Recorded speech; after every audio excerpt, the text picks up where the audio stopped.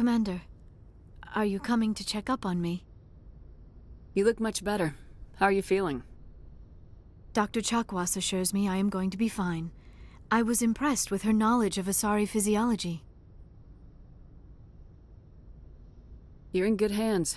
Dr. Chakwas knows what she's doing. I never properly thanked you for saving me from the Geth, Commander. If you hadn't shown up, I'm just glad we got there in time. So am I. I know you took a chance bringing me aboard this ship. I have seen the way your crew looks at me. They do not trust me. But I am not like Benezia. I will do whatever I can to help you stop Saren. I promise.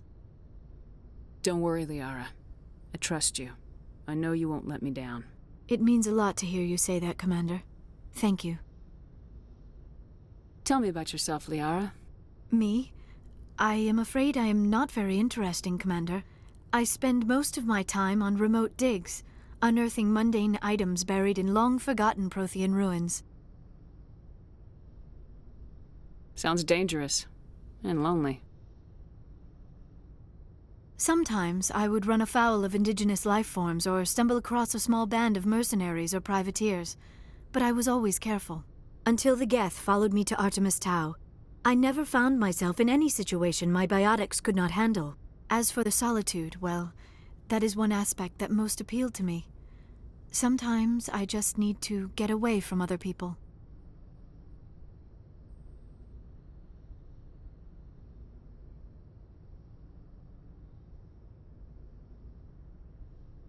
You don't like other people?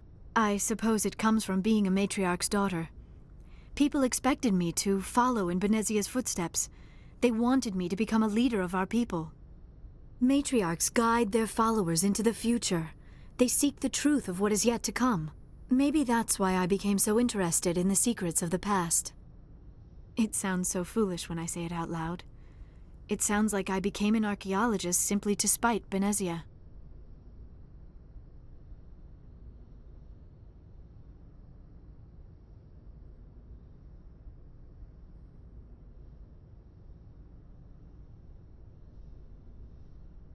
All children rebel against their parents. It's a natural part of growing up.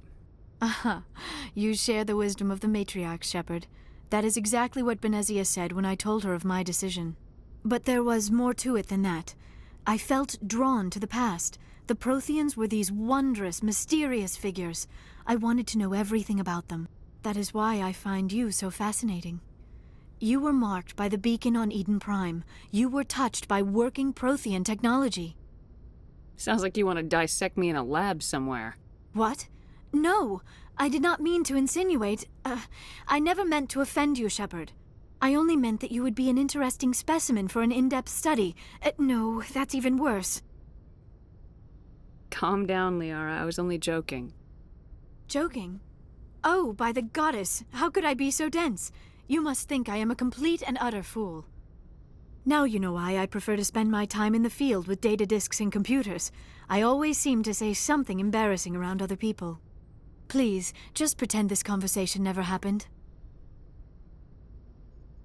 I'd like to know more about the Asari. We were the first species to discover the Citadel. We were instrumental in forming the Council, and we always strive to be the voice of peaceful cooperation in galactic disputes. My people believe we are all part of a single galactic community. Each species contributes something to the greater whole.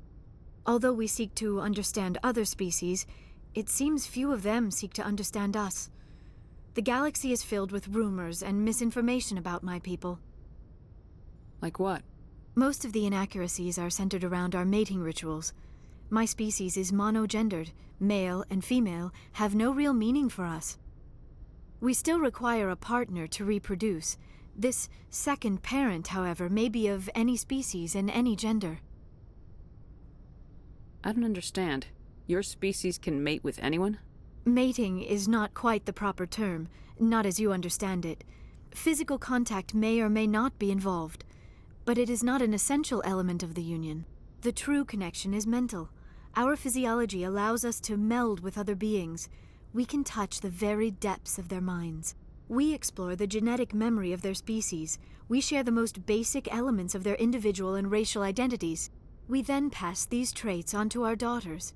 It is how we learn to grow as a species and how we develop a greater understanding of other races. What happens to your partner after the union? Every relationship is different. Some unions are a single encounter with both parents parting ways afterwards. Others can be more long-term. Sometimes an Asari and her partner will stay together for many decades. You Asari live for 1,000 years. What happens when your partner dies? Few sapient species live as long as my kind. We have learned to take a philosophical approach to our unions. We do not focus on the inevitable loss of our partners. Instead, we enjoy the time we spend with them. And even after they're gone, a part of them lives on in us. The union is a connection that transcends both time and space.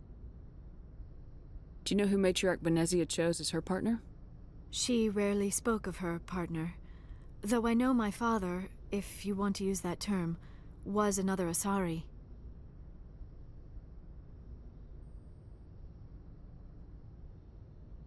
I thought you always needed another species to serve as one of the parents.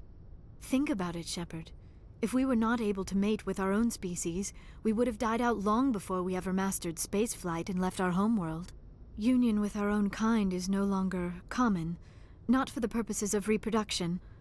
Most Asari believe it weakens our species. Asari daughters inherit racial traits from the father species. If both parents are Asari, then nothing has been gained, or so conventional wisdom would hold. I am what is sometimes called a pureblood, though no Asari would ever be cruel enough to say the word to my face. It is a great insult among my people. It is possible Benezia's partner was embarrassed by their union. She may have been too ashamed to publicly acknowledge me as her offspring. Maybe she wanted to meet you but couldn't. Something could have happened to her. Maybe she passed away. You might be right. I hope you are. But I have no way to know for sure. Benezia never spoke of her partner. Whatever happened, it caused her too much pain to dwell on it. She raised me by herself, though that is not uncommon. Many Asari raise their children alone, particularly if the father species is short-lived. Often the partner will pass on long before the child reaches maturity. Do you know why Benezia joined up with Saren? I don't understand it. She was always outspoken about the need for the Asari to become more involved in shaping galactic events. Maybe she thought allying herself with Saren would somehow be for the greater good in the long run. At least I hope so. This hurts you, doesn't it? None of this makes any sense to me.